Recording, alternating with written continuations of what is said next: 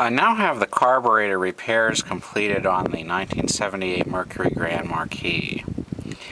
I ended up taking off the EGR spacer, and it sits directly under the carburetor. I'm sorry I didn't make a video about that part of it, but I took it off and I cleaned the gasket mating surfaces thoroughly.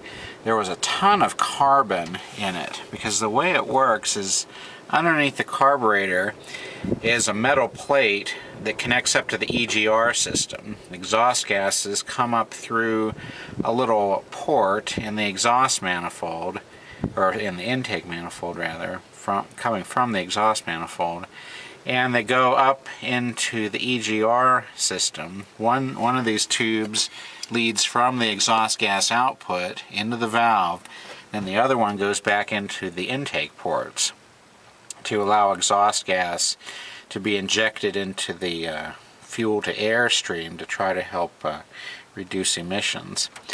And when I first put this carburetor on, probably 5 or 6 years ago, I noticed, or I hadn't taken the EGR plate off.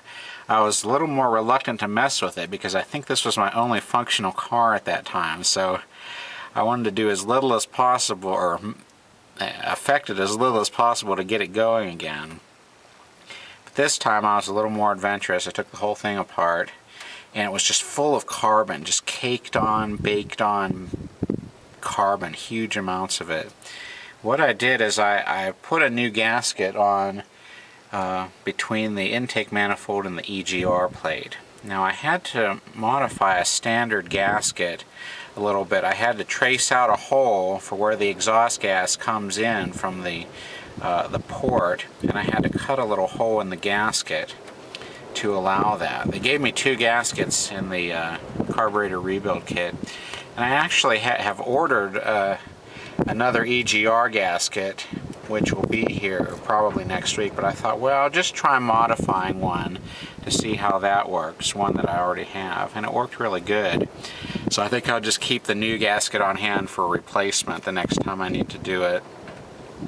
And then I cleaned the gasket mating surfaces and put a new carburetor heat shielding gasket between the carburetor and the EGR spacer plate. What I did on the carburetor itself was I replaced the power valve, and the power valve is underneath the float bowl. And I also rebuilt the accelerator pump with new components. And you can see here that the float bowl is full of gasoline. It's at a good level. And the car has been shut off for, let's see if I can get it to go back together here. There it is. The car has been shut off for about 45 minutes. So I know now that the float bowl leakage and the subsequent flooding problem has been fixed. And the accelerator pump seems to work good. Just need to connect the reconnect the EGR valve. And I've got the throttle cable and the kickdown cable put back on. This bolt is kind of loose, so I need to get a new bolt and nut for that. So I'll try to start up the engine, and it ought to just start with no trouble at all. Let's see if I can get it started here.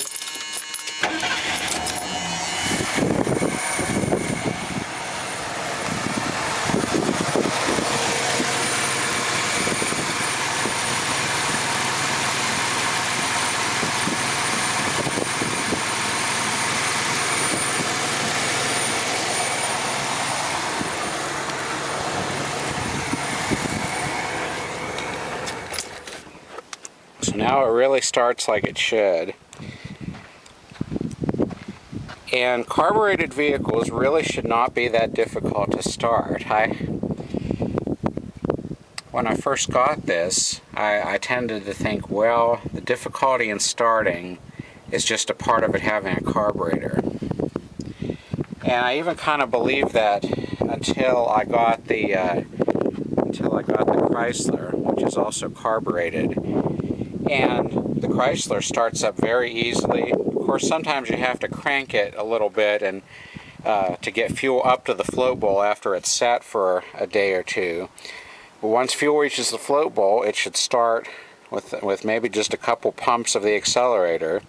It should start easily, and sometimes on the Chrysler I have to depress the accelerator slightly. The owner's manual tells you to do that when starting. But if there's any severe difficulty in starting a carbureted vehicle, it means that there is a problem, and I wished I would have got into this earlier and fixed it, but I was just kind of reluctant because I didn't want to mess anything up. Since I just decided to take the old carburetor and start taking it apart so I could learn how it goes together before attempting the real carburetor on this one. And so that ought to hopefully fix the problem. Now the next step is to take the car for a drive and just make sure that everything's like it should be. I would think that it would drive okay, but there you can find out under load of the engine if you've really got the problems fixed. So that's what I'm going to try next, but hopefully the problem on this is solved, and now I have a lot more knowledge of how this carburetor goes together, how to disassemble and repair it, because it's probably going to need another rebuild job in maybe 5 or 6 years or so.